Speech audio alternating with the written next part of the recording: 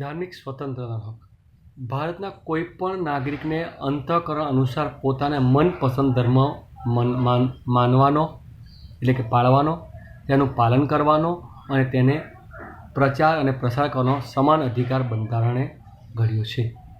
ભારતના કોઈપણ નાગરિકના અંતઃકરણ અનુસાર પોતાના મન ચાહે તે મુજબ પોતાને મનપસંદ ધર્મ પાળવાનો અથવા એને માનવાનો, તેનું પાલન કરવાનો અને તેને પ્રચાર અને પ્રસાર કરવાનો સમાન અધિકાર આપણા બંધારણે આપ્યો છે. પરંતુ આ સ્વતંત્રતા જાહેર વ્યવસ્થા, નીતિમત્તા અને સ્વાસ્થ્યને બાદ ન આવે તે રીતે વાજબી નિયંત્રણોને આધીન રહીને ધાર્મિક સ્વતંત્રતાનો અધિકાર ભોગવવાનો છે. તમે તમારી ધાર્મિક સ્વતંત્રતા માટે બીજાને નુકસાન પહોંચે એવું કોઈ કાર્ય કરી શકો નહીં. ધાર્મિક ક્રિયાકાંડો, પ્રાર્થના કે પૂજા કરવાના સ્વતંત્રતાનો સમાવેશ આમાં થાય છે. બરાબર ને? દરેક ધર્મ પોતાના ધાર્મિક ક્રિયાકાંડો હોય તે પ્રાર્થના, પૂજા એ બધી સ્વતંત્રતાનો સમાવેશ આમાં કરવામાં આવ્યો છે. ભારતમાં રાજ્યને પોતાનો કોઈ ધર્મ નથી, માટે આપણા બંધારણમાં કહેવાય છે સર્વધર્મ મમ. ભારતનું રાજ્ય કોઈ ધર્મ કે સંપ્રદાયને, સિદ્ધાંતને કે માન્યતાના આધારે ચાલતું નથી. ભારતનું રાજ્ય એ કોઈ પણ સંપ્રદાય કે સિદ્ધાંતને માન્યતાના આધારે આપણો દેશ ચાલતો નથી. પાકિસ્તાનનું બંધારણ તો ઇસ્લામ ધર્મ અધીન છે, ચીનનું બંધારણ તો બૌદ્ધ ધર્મ અધીન છે, અમેરિકાનું બંધારણ હોય તે એ ક્રિશ્ચિયન ધર્મ અધીન છે. અને આપણું બંધારણ એ સર્વ ધર્મને સમાન ગણીને ચાલે છે. રાજ્ય કોઈ પણ સમુદાયની ધાર્મિક બાબતોમાં અને ધાર્મિક માન્યતાઓમાં દખલગીરી કરશે નહીં. ધાર્મિક અને સખાવતી હેતુઓ માટે સંસ્થાઓ સ્થાપવાનો અને તેમનું સંચાલન અને વહીવટ કરવાનો સ્વતંત્રતા પણ ધાર્મિક સમૂહોને આપવામાં આવી છે. દરેક ધર્મના લોકો પોતાની સખાવતી દાન મેળવીને એકઠું કરીને કામ કરતી સંસ્થાઓ સ્થાપવાનો, એનું સંચાલન કરવાનું, એનો વહીવટ કરવાનો, આ બધી સ્વતંત્રતા બંધારણમાં આપવામાં આવી છે. કોઈપણ રાજ્ય જાહેર કરવેરા દ્વારા ઊભા કરેલ જાહેર ફંડનો ઉપયોગ કોઈ ખાસ ધર્મ કે સંપ્રદાયના લાભ કે અભિવૃદ્ધિ માટે કરી શકાશે નહીં. કોઈપણ રાજ્ય દ્વારા ઉઘરાવવામાં આવેલા જે કરવેરા છે એનો ઉપયોગ કોઈપણ ધર્મને કે ખાસ સંપ્રદાયના લાભ કે અભિવૃદ્ધિ માટે એ વાપરી શકશે નહીં, એનો ઉપયોગ કરી શકશે નહીં. સરકારી ગ્રાન્ટમાંથી ચાલતી કોઈપણ શૈક્ષણિક સંસ્થાઓ ધાર્મિક શિક્ષણ આપી શકશે નહીં. સરકાર તરફથી જે સ્કૂલોને ગ્રાન્ટ મળે છે એ સ્કૂલો કોઈ પણ ધર્મનું શિક્ષણ આપી શકશે નહીં. ધાર્મિક શિક્ષણમાં ભાગ લેવાની કે ધાર્મિક ઉપાસનાઓમાં હાજર રહેવાની ફરજ પાડી શકશે નહીં.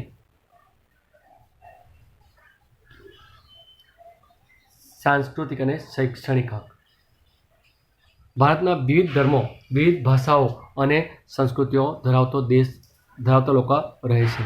આપણા દેશમાં વિવિધ ધર્મો, વિવિધ ભાષાઓ, વિવિધ સંસ્કૃતિઓ ધરાવતા લોકો રહે છે. ભારતના પ્રદેશોમાં રહેતા લોકોને પોતાની આગવી ભાષા, લિપિ, સંસ્કૃતિની ઓળખ અને તેના આધારે રચાયેલ વર્ગ સમૂહોને જાળવી રાખવાનો અધિકાર છે. આપણો દેશ એ વિવિધ ધર્મો, વિવિધ ભાષાઓ અને સંસ્કૃતિ ધરાવતો દેશ છે. બીજું, ભારતના પ્રદેશોમાં રહેતા લોકો પોતાની આગવી ભાષા, લિપિ, સંસ્કૃતિની ઓળખ, તેના આધારે રચાયેલા વર્ગ સમૂહોને જાળવી રાખવાનો એમને અધિકાર છે. કોઈપણ શૈક્ષણિક સંસ્થાઓ કે રાજ્યની ગ્રાન્ટ પર નિર્ભર હોય તેવા ધર્મ, જાતિ, જ્ઞાતિ, ભાષા કે તેવા કોઈ પણ એક કારણસર કોઈ નાગરિકને પ્રવેશ આપવાનો ઇનકાર કરી શકશે નહીં. જે સ્કૂલો ગ્રાન્ટ મળે છે ને એ સ્કૂલે દરેકને એડમિશન આપવું પડશે. કોઈ પણ જાતના ભેદભાવ રાખી શકાશે નહીં. જો કોઈ ઉમેદવાર ચૂંટણીમાં ધર્મ કે જાતિ કે ભાષાના ધોરણે પોતાને મત આપવાની અપીલ કરે તો તે લોક પ્રતિબંધિત્વ કલમ 123(3) હેઠળ ગેરરીતિ ગણાય છે. બરાબર ને? જે વ્યક્તિ ઇલેક્શન ઉભો રહે અને પોતાના ધર્મને આગળ લાવીને ધર્મને આધારે એ વોટ માંગી શકશે નહીં. કોઈપણ રાજ્ય કોઈ કાયદો ઘડીને નાગરિકોને કે તેના કોઈ વિભાગ પર કોઈ સાંસ્કૃતિક કે કોઈ ભાષાના પાયા પર રચાયેલી તમામ લઘુમતીઓને તેમની પસંદગીની શૈક્ષણિક સંસ્થા સ્થાપવાનો અને વહીવટ કરવાનો અધિકાર આપશે. જે લઘુમતીમાં જે સંસ્થાઓ આવે છે, જે સમાજ આવે છે, એ લોકો એમના પોતાના ધર્મની શૈક્ષણિક સંસ્થાઓ સ્થાપી શકશે, એમાં કોઈ રોકી શકશે નહીં. રાજ્ય પણ કોઈ ધર્મ કે ભાષા પર રચાયેલી લઘુમતી સંસ્થાઓને રાજ્ય નિધિમાંથી થી અપાતા શૈક્ષણિક સહાય કે શૈક્ષણિક શિષ્યવૃત્તિઓ જેવા લાભો માત્ર એક કારણસર ભેદભાવ કરશે નહીં. આવી લઘુમતી સંસ્થાઓની મિલકતોનું ફરજિયાત સંપાદન કે પોતાના હસ્તક લેવાની ઈચ્છે તો રાજ્ય જરૂરિયાત વળતર આપીને જ કરી શકશે. આમ શૈક્ષણિક સંસ્થાઓ સંદર્ભે મહત્વપૂર્ણ જોગવાઈઓ બંધારણમાં આપવામાં આવી છે. બરાબર ને? કોઈ લઘુમતી સંસ્થા હોય અને એની સંસ્થા સરકાર લેવી હોય તો સરકાર એનું યોગ્ય વળતર આપી અને એ સંસ્થા લઈ શકશે. બંધારણનો આત્મા એટલે બંધારણ ઇલાજનો હક. બરાબર ને? તમને ઉપર 5 હકો આપ્યા છે, એની ખાતરી શું કે તમને આ હક ભોગવવા મળશે? એની ખાતરી છે છઠ્ઠો હક. ઉપરના 5 હકો તમને પ્રાપ્ત ન થાય તો તમે રાજ્યની વડી અદાલતમાં અથવા કેન્દ્રની સર્વોચ્ચ અદાલતમાં તમે ફરિયાદ કરી શકો છો. તમારા 5 હકો માટે એની જોગવાઈ એ બંધારણ ઇલાજના હકમાં આપવામાં આવી છે. ગમે તેટલા સારા કાયદાઓ ઘડવામાં આવે, મૂળભૂત હકોની જોગવાઈ કરવામાં આવે, ગમે એટલા સારા કાયદા ઘડવામાં આવે, મૂળભૂત હકોની જોગવાઈ કરવામાં આવે, પરંતુ જો તેનો અમલ યોગ્ય રીતે ન થાય તો આવા સ્વતંત્રતાના અધિકારનો કોઈ અર્થ સરતો નથી, કોઈ મતલબ રહેતો નથી. તેથી આ હકોના અમલ માટે બંધારણમાં જોગવાઈ કરવામાં આવી છે, જે અનુસાર મૂળભૂત હકોના ભંગ બદલ સીધા જ સર્વોચ્ચ અદાલતમાં કે વડી અદાલતમાં જઈને દાદ માંગીને અધિકારને પણ મૂળભૂત હક તરીકે સ્વીકાર કરવામાં આવે છે. તમને ઉપરના 5 હકો ન મળે તો તમે સર્વોચ્ચ અદાલત કાં તો વડી અદાલતમાં જઈને દાદ માગી શકો, મતલબ અપીલ કરી શકો છો અને તમે તમારા અધિકારો મેળવી શકો છો. સર્વોચ્ચ અદાલત મૂળભૂત હકોના રક્ષણની અગત્યની ભૂમિકા ભજવે છે. આ અંગે અદાલત જરૂરી લાગે તો તે પ્રકારના યોગ્ય આદેશો, સૂચના કે આજ્ઞાપત્રો, હુકમનામા કાઢવાની વિશાળ સત્તા તેને બંધારણમાં બક્ષવામાં આવી છે. જે અંગે કોઈ વાંધો લઈ શકાતો નથી. મૂળભૂત અધિકારોના ભંગ થવાની કોઈ રાજ્યની ફરિયાદ કરવામાં આવે તો તેનો યોગ્ય ઉપાય કરવાનું સર્વોચ્ચ અદાલત માટે જરૂરી છે. જે અંગે કોઈ વાંધો લઈ શકતો, મૂળભૂત અધિકારોના ભંગ થયાની રાજ્યની ફરિયાદ કરવામાં આવે તો તેનો યોગ્ય ઉપાય કરવાનું સર્વોચ્ચ અદાલત માટે જરૂરી છે. ડૉક્ટર આંબેડકરે આ હકને બંધારણનો આત્મા સમાન કહ્યો છે. સંસદ કાયદા દ્વારા આવા હુકમો બહાર પાડવાની સત્તા અને અન્ય કોઈ અદાલતે સુપરત કરી શકે છે. મૂળભૂત અધિકારોનો ભંગ થતો હોય કે તે સાથે અસંગત હોય તેવા કાયદા ઘડતા રાજ્ય વિધાનસભાને સર્વોચ્ચ અદાલત અટકાવી શકે છે. જે તે રાજ્યમાં કોઈ એવા કાયદા ઘડવામાં આવે કે જેનાથી બંધારણ અધિકારનો ભંગ થતો હોય, મૂળભૂત અધિકારનો ભંગ થતો હોય તો સર્વોચ્ચ અદાલત આવા રાજ્યને અટકાવી શકશે આવા કાયદા બનાવતા. આમ આ હક કોઈપણ નાગરિકના મૂળભૂત હકોના ભંગ બદલ અદાલતમાં જવાનો હક અને હકનું રક્ષણ મેળવવાનો હક કહે છે. આમ બંધારણમાં બક્ષવામાં આવેલા મૂળભૂત હકો ભારતીય નાગરિકો માટે ઉપલબ્ધ કરાયા છે. આ હકો સરકારો, કેન્દ્ર અને રાજ્ય સામે આપવામાં આવ્યા છે. મૂળભૂત હકો બધા સમય માટે બધા નાગરિકો માટે ઉપલબ્ધ છે, પરંતુ કટોકટીના સંજોગોમાં અમુક મૂળભૂત હકો સ્થગિત કરી દેવામાં આવે છે, સ્ટોપ કરી દેવામાં આવે છે. કોઈપણ નાગરિકના મૂળભૂત હકોને છીનવાઈ જાય તો તેઓ કોઈપણ કાયદાઓ રાજ્ય ઘડી શકશે નહીં. કોઈપણ નાગરિકના મૂળભૂત હક છીનવાઈ જાય એવા કોઈ કાયદા રાજ્ય સરકાર ઘડી શકશે નહીં. આવી બંધારણ સ્પષ્ટ જોગવાઈ કરવામાં આવી છે.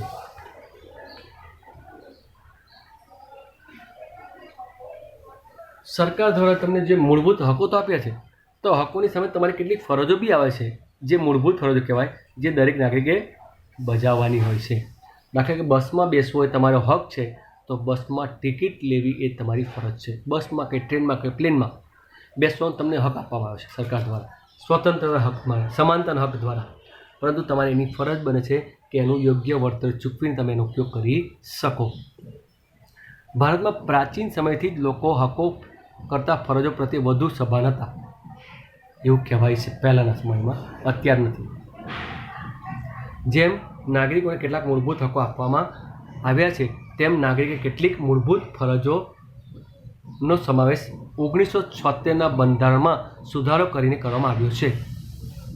ફરજોની સમાવેશ મૂળભૂત ફરજો દ્વારા દેશપ્રેમ, ફરજોનો સમાવેશ મૂળભૂત ફરજો દ્વારા દેશપ્રેમ,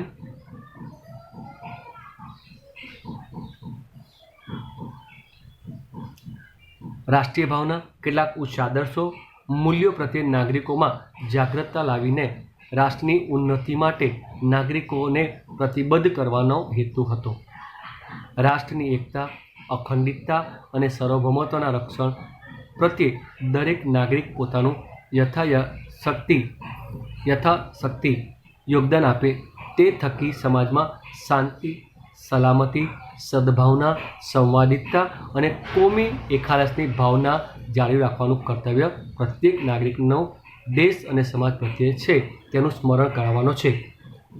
બરાબર ને? કહેવાનો મતલબ એ છે કે દરેક નાગરિકને પોતાની યોગ્ય શક્તિનું યોગદાન આપવાનું છે દેશમાં શાંતિ, સલામતી, સદભાવના, સંવાદિતા અને કોમી એકતા જળવાઈ રહે તે માટે. અને આ કર્તવ્ય પ્રત્યે નાગરિકનો દેશ અને સમાજ પ્રત્યે તેનું સ્મરણ કરાવવાનો છે. માત્ર તમને હક નથી બગાડો, તમારી કેટલીક ફરજો છે જેથી સમાજનું હિત જળવાઈ રહે, સમાજમાં શાંતિ જળવાઈ રહે, સ્થપાઈ રહે. તમારા બુકમાં તમે જુઓ તો તમારા પાઠ્યપુસ્તકમાં જે પ્રતિજ્ઞા આપી એની પછી આ ફરજો આપેલી છે. પણ જિંદગીમાં આપણે કોઈ દિવસ જોયું હોય તો ને આપણે ફરજો શું કરવી છે? આપણે તો હકથી જ લડવાનું, બસ બીજું કોઈ આપણે નથી આવતું. આવી કેટલાક હકો આપણી ફરજો આપણા દરેક પાઠ્યપુસ્તકના પન્ના પર આપવામાં આવે છે.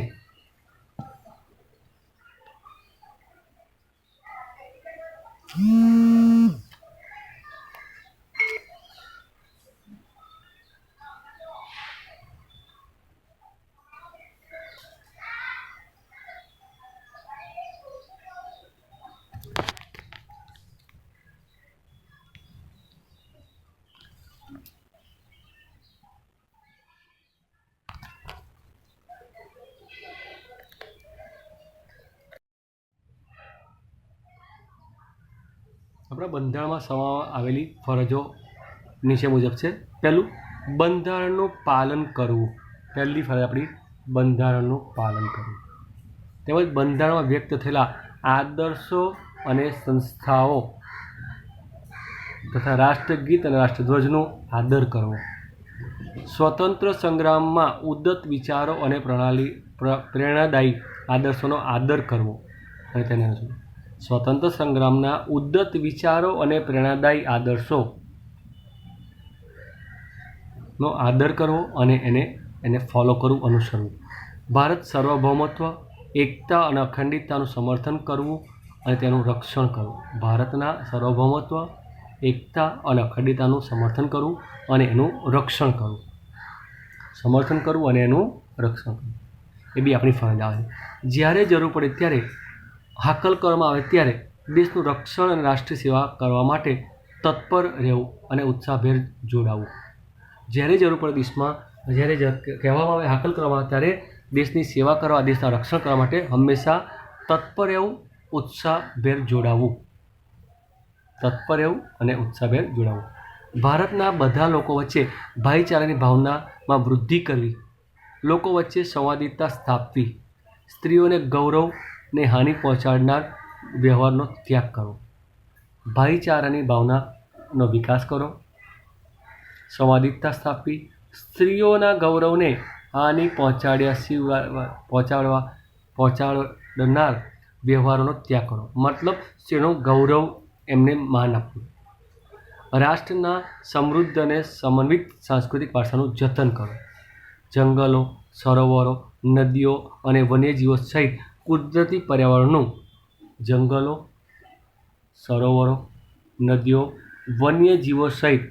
પર્યાવરણનું રક્ષણ કરવું અને સમૃદ્ધ કરવા તથા સજીવો પ્રત્યે અનુકંપા રાખવી.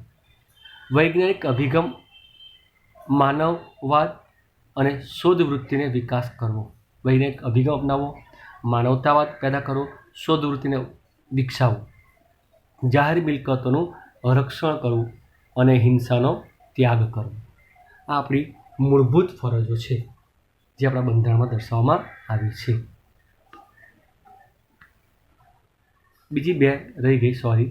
વૈયક્તિક અને સામૂહિક પુરુષાર્થના ક્ષેત્રોમાં ઉત્કૃષ્ટતા સિદ્ધ કરવા સતત પ્રયત્નશીલ રહેવું, જેથી રાષ્ટ્ર પ્રગતિ અને સિદ્ધિના સોપાન ઉત્તરોત્તર સર કરી શકે. મફત, ફરજિયાત અને સાર્વત્રિક રીતે શિક્ષણ પોતાના પાલ્યને આપવું તેના માતા પિતાની ફરજ રહેશે. દરેક માતા પિતાની ફરજ રહેશે કે એના બાળકને મફત, ફરજિયાત, સાર્વત્રિક શિક્ષણ આપવું જોઈએ. બરાબર ને? ભારતમાં દર 6 જાન્યુઆરીએ મૂળભૂત દિન તરીકે ઉજવવામાં આવે છે. આપણા દેશમાં દર 6 જાન્યુઆરીનો દિવસ એ મૂળભૂત ફરજ દિન તરીકે ઉજવવામાં આવે છે. આ બધી ફરજો પૈકી કેટલીક ફરજોને કાનૂની પીઠબળ છે, એનું પાલન નહીં કરનારને સજા થાય છે. દાખલા કે રાષ્ટ્રીય ગીતનું અપમાન કરવું, રાષ્ટ્રધ્વજનું અપમાન કરવું સજાપાત્ર ગુનો છે. નાગરિકોનું ફરજોનું પાલન કરે એ માટે તેમનામાં સભાનતા અને જાગૃતતા ઊભી કરવાનો પ્રયાસ શિક્ષકોએ પ્રયત્નશીલ બનીને કરવો પડશે.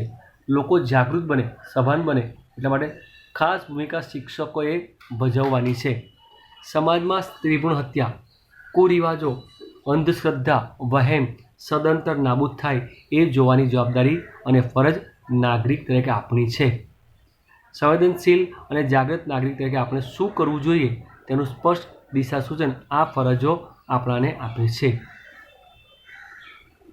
જાગૃત નાગરિક તરીકે આપણે શું કરવું જોઈએ તેની સ્પષ્ટ દિશા સૂચન આ ફરજ આપણને આપે છે. જો ભવિષ્યમાં નાગરિકો એવા બાળકો અને કિશોરોમાં આ ફરજોનો વ્યાપક પ્રચાર અને પ્રસાર થશે અને તેનો મહત્ત્વ અને ઉપયોગિતાનું સતત અને સઘન શિક્ષણ આપવામાં આવે તો ભવિષ્યના નાગરિકોમાં સામાજિક અને રાષ્ટ્રીય ઉત્તરદાયિત્વની ભાવના, વિશ્વ બંધુત્વ, ન્યાયી અને શોષણવિહીન સમાજની રચના, ઉચ્ચ આદર્શો ફળીભૂત થઈ શકશે.